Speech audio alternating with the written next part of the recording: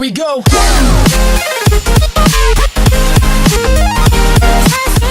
Good morning, IBL fans. How you guys doing today? Welcome to week number 6 of our IBL season 2, and today we're up against our good friend Elite 4 Walkthroughs, coach of the Washington Lake Spirits, and this is more of a personal battle of sorts because in the last season we faced the Lake Spirits in the division. I think it was like week 11 or 12. The division. It was more like whoever won, it didn't really matter. So we brought complete jank. We ended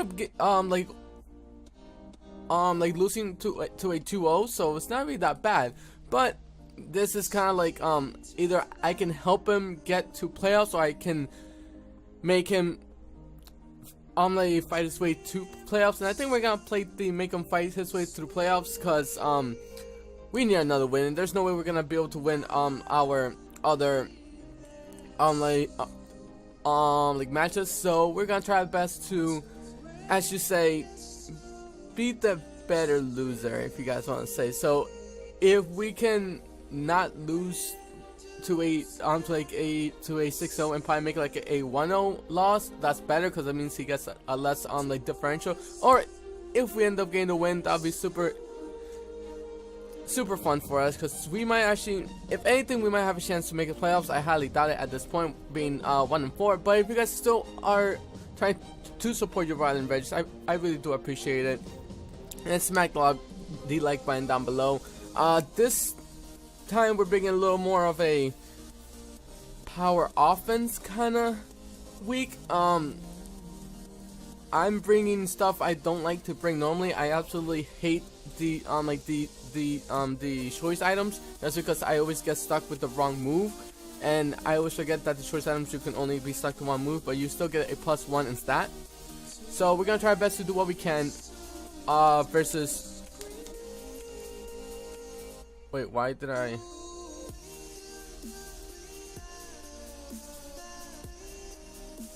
Crud. Okay, well.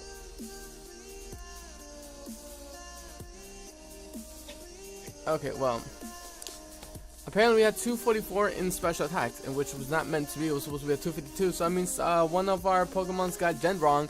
So hopefully that 1 point doesn't really matter. If it does, then rip, right? Then rip. We can't really do much about it. But to start off, let's talk about the Lake Spirits team. His team is actually super clutch. I absolutely really love his team. He has the Zapdos as his tier A, which it's a Volt Switcher, 125 special attack. He has spread it before, either defensively, or he also has ran it as a choice specs as well. With 125 in the special attack, 100 speed is still a pretty good threat in this format. And with my team being not wanting to take any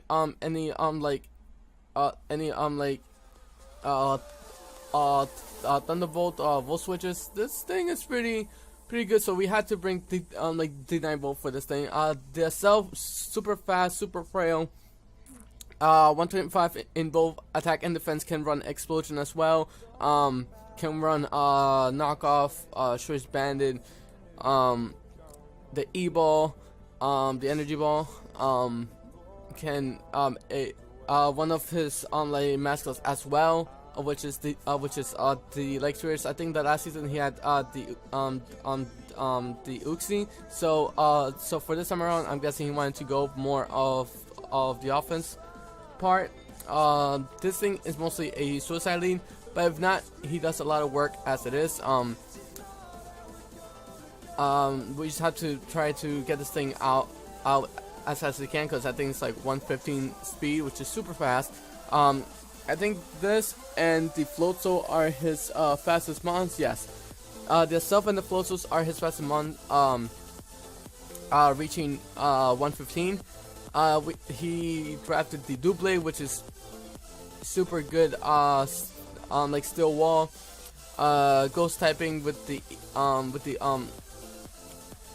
Eviolite, I believe it is. It does boost his defense and his special defense, so I have to hit this thing on the special side as often as I can. The the Torkoal, he sets up the Sun. He in the VGC format, he sets up the Sun. He does a lot. He's a spinner. His Stealth Rocker as well. Super bulky in the defensive end. So hope if he does bring the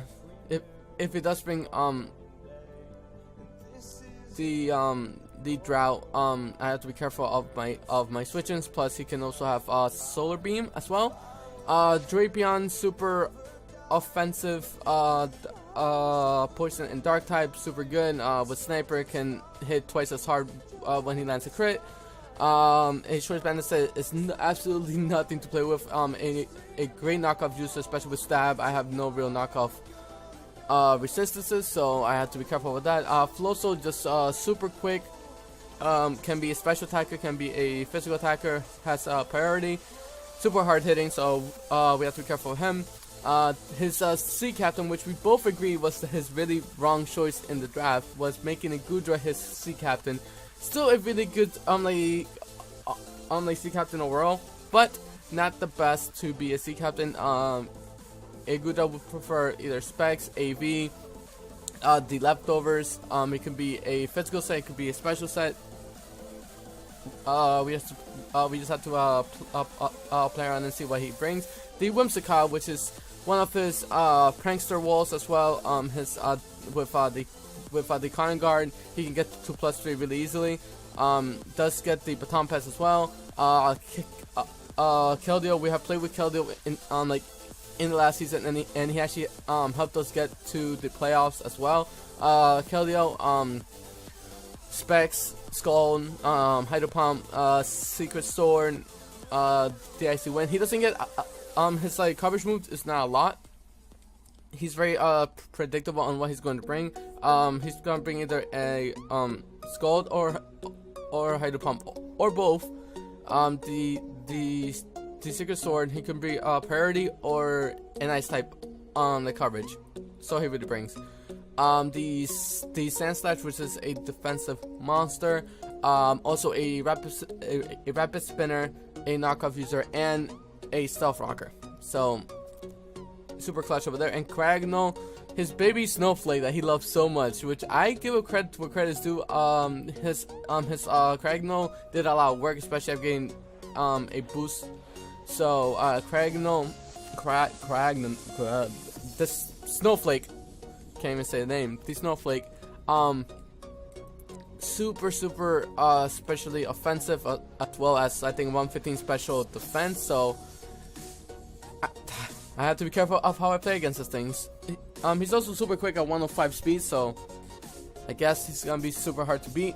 Alright, so to what we brought, we think he's going to bring the Zapdos, the Self, and the 3 main Pokemon I know he's going to bring is going to be the Keldeo, the Zapdos, and the Self. He can bring the Gudra. If he does bring the Gudra, that leaves space for either a Doublade slash Torkoal slash the Sand Slash as your Stealth Rocker and Spinner. And the last one will either be Drapion or the Drapion or the Whimsicott. He might want to bring, if he brings the Whimsicott, he does not want to bring the the Doublade, because then he doesn't have a way to handle the fire type moves. If he brings the Cragno, also he doesn't want to bring the Doublade as well, because that's also 2 weaknesses to like the fire, along with the Whimsicott. Even though Gudra can take a hit, doesn't really want to take too many hits, because he doesn't get a reliable recovery, especially in the sun. If you bring Torkoal, you have to be careful with that. So main 4 threats are going to be the Zapdos, the Self, and the Gudra. So we have to be careful with that. So we brought ourselves the Choice Specs, 9-volt the Jolteon, which is supposed to be 252, but apparently we brought 244, which it's only 1 point, but if that 1 point matters, it's my own fault. Holding the Choice Specs, having the Volt Switch, HP Ice, the Shadow Ball, and the Thunderbolt.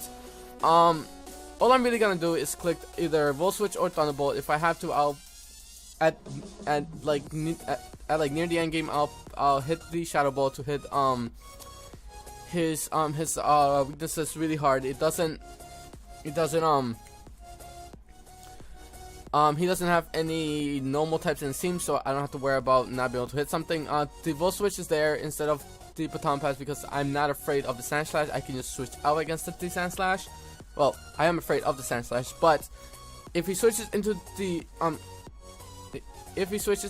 Sand Slash, then it means that I will have to play around that. That's pretty much all it means. It means that when the Jolteon comes back in, I would just have to click the HPIs, because then he'll think I'm bringing the I'm gonna hit the Volt Switch. If not, then he predicted me. There's not much I can do. He's a really good battler, and I just have to play around him as much as I can.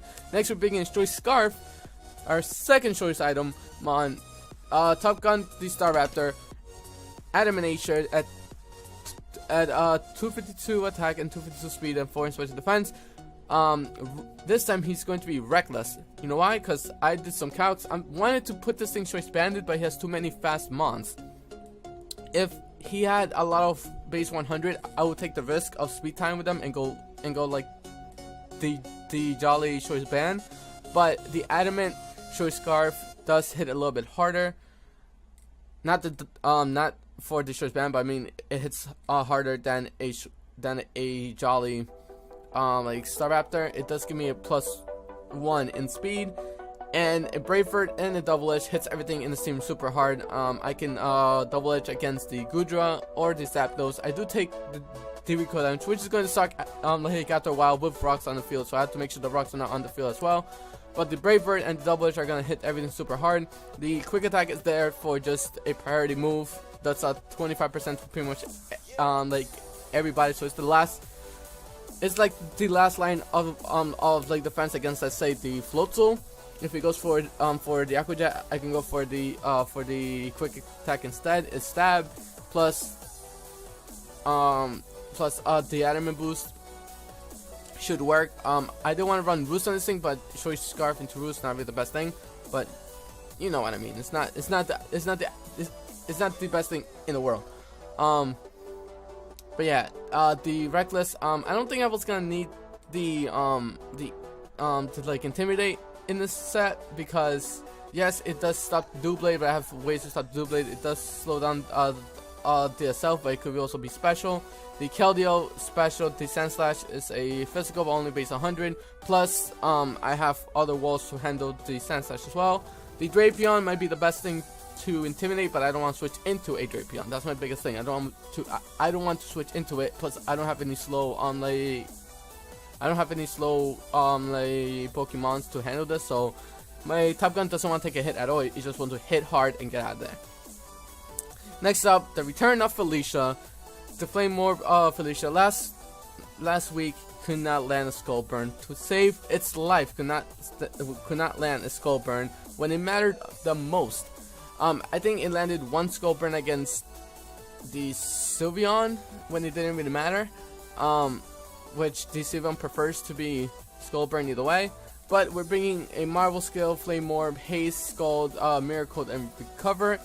The Miracle is because we can actually stay in against the itself and go for a Miracle and kill it back. The Recover is to just to get back health. The Scald hits everything in the team super hard. Like even the Keldeo hits super hard. Plus the Miracle hits the Keldeo super hard back once it gets. Let's say it's Choice Specs or Choice Scarf. I can just like hit him with a Miracle. I survive any hit. The Secret Sword, I survive. Haste is to stop any Super Sweepers on this track. Try to stop any super. So this is more like of a cheeky game. This is a very, very cheeky game. I have to try my best to predict, which I'm not good at, but we have to try our best. Next we have our Mokuba, the Latias once again picking up this first kill last week. Hopefully he can pick up another one this week. Having the Shadow Ball, Recover, Defog, and the Size Shock. 252 special attack, 4 special defense, and 252 in speed. Enough speed max speed, 2 outspeed everything in his team besides the Floatzel, and which actually I should have not made this max speed. I'm dumb. I should not have made this max speed because I just need like, actually I might as well, since I'm going to outspeed the Keldeo, and the only thing that Keldeo can do is either the Icy Wind or the HP Dark. So it's all a matter of time of like what he might bring. So the Shadow Ball's gonna hit everything in his team super hard, plus the Side Shock is there to hit the Goodra on the physical side, plus everything else on the physical side. I decided not to bring a Dragon type move because, one, he does have a Fairy, 2, the Goodra can take a Draco pretty easily, so it's not really worth it. Plus the Side Shock at the insta 3 KO on the Goodra. I cannot take a hit from the Goodra, so the Goodra is one of my biggest problems to deal with. Next we have Zugo the Infernape, one of the cheekiest sets. I'm telling you, this is going to be a really stupid battle. Really stupid battle. I'm not bringing Explosion, but I'm bringing Blast Burn. Naive Nature, 252 in attack, 4 in special attack, and 252 in speed. I outspeed. I speed tie with Keldeo, which I don't want to stay in with Keldeo either way. But if I have to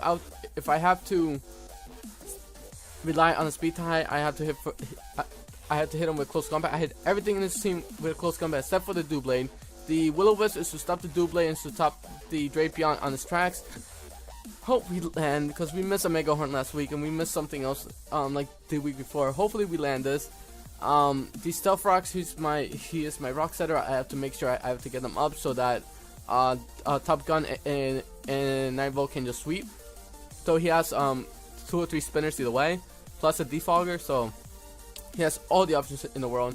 Blast Burn. Steve, why are you bringing Blast Burn?